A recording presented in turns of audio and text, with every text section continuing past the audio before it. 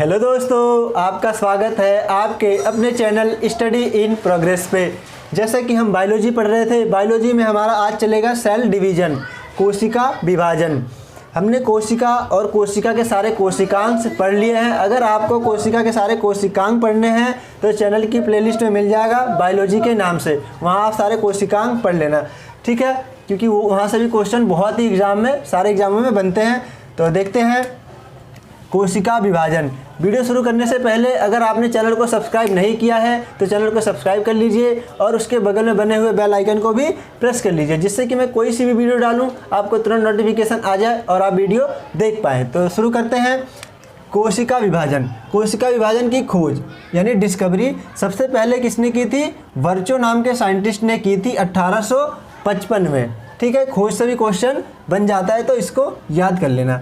दूसरा देखते हैं, इन्होंने बताया कि नवीन कोशिकाओं का विकास पुरानी कोशिकाओं से होता है। वैसे भी जितनी भी सेल्स बनती हैं वो सारी अपनी पुरानी सेल्स से ही बनती हैं। ये किसने बताया? ये वर्चो नाम के साइंटिस्ट थे, इन्होंने ही बताया था। कोशिका विभाजन का प्रमुख कार्य। कोशिका विभाजन का क्या कार्य होता है? ये कोशिका से संतति कोशिकाएं बनाती है, यानी डॉटर सेल्स बनाती है। जैसे एक ये पेरेंट यानी मदर सेल्स होती है, ठीक है, इससे क्या बनती है? दो डॉटर सेल्स बनती हैं, ठीक है। ये 2n होती है और ये जो डॉटर सेल्स बनती हैं an और n होती हैं। इसको क्या बोलते हैं? इसको डैप्लॉइड बोला जाता है, इसको और इसको हैप्लॉइड बोला जाता है। हैप्लॉइड सेल्स, हैप्लॉइड कोशिका। मैं इसको हटा देता हूँ। आगे देखते हैं कोशिका का कार्य। कोशिका का और क्या कार्य है? कोशिका का मानव तथा अन्य प्राणियों में, यानी जितने भी लिविंग है प्राणियों में क्या कार्य होता है? शारीरिक वृद्धि। जो शारीरिक वृद्धि होती है हमारी, जो भी हमारी बॉडी की ग्रोथ होती है, उन सब में कोशिका विभाजन का बहुत ही ज़्यादा रोल होता है। क्षतिग्रस्त ऊतकों का पुनः निर्माण। इसका मतलब क्या? जो हमारे टिश्यूज मर जाते हैं, डेड हो जाते हैं, उनका दोबारा से निर्माण कौन करता है? सेल डिवीजन से। जैसे जो भी कोशिका मर जाती हैं उसकी जगह नई कोशिकाएं कौन बनाता है? ये कोशिका विभाजन। और नवीन अंगकों की वृद्धि। नवीन अंगों की वृद्धि कौन करता है? नए नए जो अंग बनते हैं, बॉडी की जो ग्रोथ होती है एक तरह से, कौन करता है? कोशिका विभाजन। और सबसे ज़्यादा इसका रोल है लैंगिक और अलैंगिक जनन में महत्वपूर्ण भूमिका निभाना, ठीक है। इतना इसका रोल था। अब देख लेते हैं हम कोशिका विभाजन कितने तरह से होता है। वैसे मेनली तो दो ही होता है, माइटोसिस और मियोसिस, लेकिन एक और होता है जो बैक्टीरिया में या प्रोटोजोआ शैवाल में हो जाता है, उसको क्या बोलते हैं? ये माइटोसिस। तो देख लेते हैं कोशिका विभाजन कितने प्रकार का होता है। कोशिका विभाजन कुल 3 प्रकार का होता है, जिसमें पहला है असूत्री कोशिका विभाजन, यानी कि ए माइटोसिस डिवीजन। दूसरा है समसूत्री कोशिका विभाजन, यानी माइटोसिस सेल डिवीजन। और तीसरा है अर्धसूत्री कोशिका विभाजन, यानी मियोसिस सेल डिवीजन, ठीक है। देख लेते हैं हम पहला क्या है। ये माइटोसिस डिवीजन में क्या होता है? इसमें क्या होता है? यह जीवाणु, कवक, जीवाणु यानी बैक्टीरिया, कवक यानी फंगस, प्रोटोजोआ और शैवाल यानी एल्गी में पाया जाता है। ये माइटोसिस डिवीजन किस में होता है? इन सब में ही होता है, ठीक है। प्रत्यक्ष केंद्रक विभाजन होता है। इसमें क्या होता है? डायरेक्ट न्यूक्लियस का डिवीज़न हो जाता है। जो न्यूक्लियस होता है, न्यूक्लियस ही डिवाइड होके कोशिका बनाता है, जो नई कोशिका बनता है। इसमें क्या होता है? फिशन हो जाता है, एक तरह से फिशन। इसमें क्या है? केंद्रक पहले लंबा होता है, लंबा होकर फिर सीधा 2 भागों में अलग हो जाता है, इससे नई कोशिका बन जाती है।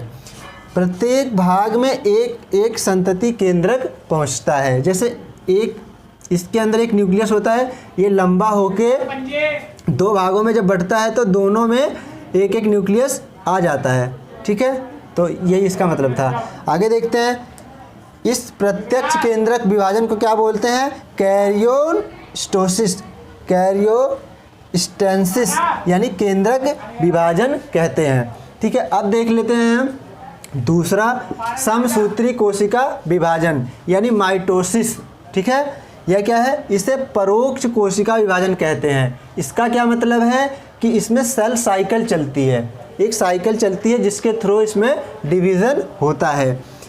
यह यानी माइटोसिस शब्द कब और किसने दिया? माइटोसिस 1882 में वाल्थर फ्लोमिंग ने दिया। ठीक है, कभी कभी ये क्वेश्चन आ जाता है कि समसूत्री कोशिका विभाजन में माइटोसिस किसने बताया कि ये माइटोसिस है? तो 1882 में वाल्थर फ्लोमिंग ने बताया था। यह कैसी होती है जो माइटोसिस होती है? यह धागे की तरह निर्माण करना। क्या करता है? ये धागे की तरह निर्माण करती है, जो क्रोमेटिन होता है उसी से धागे की तरह निर्माण करना। माइटोसिस का मतलब क्या होता है? माइटोसिस का मतलब यही है, धागे की तरह निर्माण। और एक माइटोसिस का मतलब है केंद्रक का विभाजन, केंद्रक का विभाजन। और अगर इसको हम व्यवहारिक रूप में देखें तो व्यवहारिक रूप में क्या होता है? केंद्रक और कोशिका दोनों का विभाजन।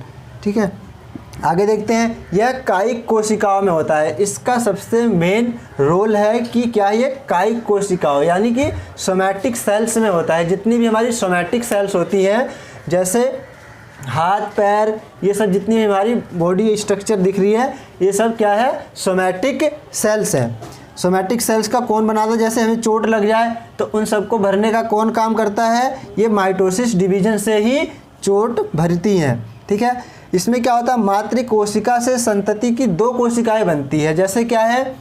यानी एक तरह से मदर सेल्स है, मदर सेल से कितनी सेल्स बनती हैं? 2 संतति सेल बनती हैं, यानी 2 डॉटर सेल्स बनती हैं। आपको एक डायग्राम दिख रहा होगा जिसमें माइटोसिस और मियोसिस अच्छे से दिख रहा होगा। उसमें क्या दिख रहा होगा आपको?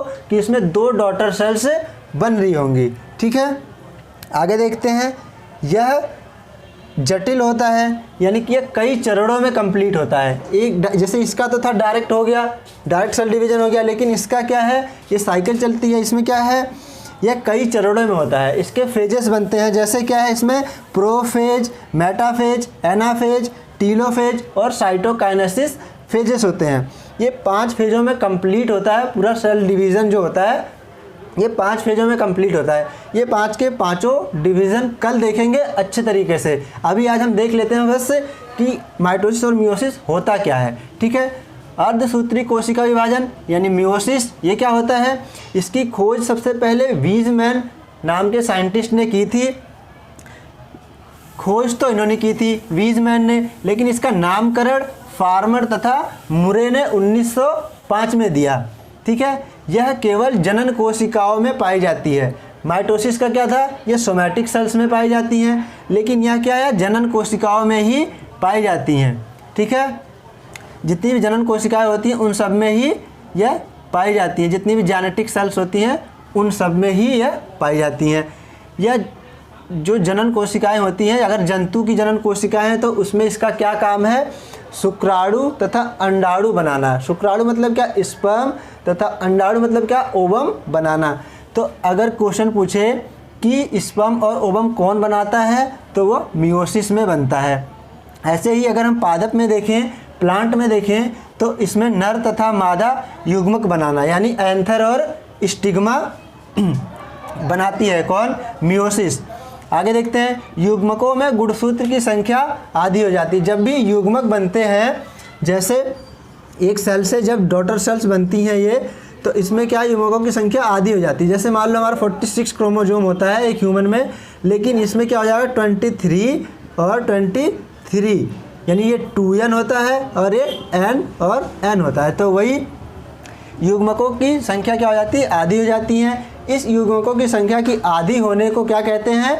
न्यूनीकारी कोशिका विभाजन कहा जाता है। ठीक है, गुणसूत्रों की आधी संख्या को क्या बोलते हैं? हैप्लॉइड बोलते हैं। और ये 2n जो जाइगोट होता है, ये जाइगोट होता है, इसको क्या बोलते हैं? 2n बोलते हैं, यानी डिप्लॉइड बोलते हैं। इसमें 4 संतति कोशिकाएं बनती हैं। क्यों 4 संतति कोशिकाएं बनती हैं? क्योंकि इसमें डबल मियोसिस हो जाता है। ठीक है, इसलिए इसमें 4 संतति कोशिकाएं बनती हैं। इसको भी कल डिटेल में देखेंगे। माइटोसिस और मियोसिस को जितने भी फेज हैं, प्रोफेज, मेटाफेज, एनाफेज, टीलोफेज और साइटोकाइनेसिस, ये सारा कल डिटेल में देखेंगे। इसमें भी होते हैं। इसमें क्या होते हैं? इसमें प्रोफेज, मेटाफेज, एनाफेज, टीलोफेज। पहले तो prophase first, metaphase first, telophase first, anaphase first. इसके बाद दूसरा होता है, इसमें 2 संतति सेल बन जाती हैं।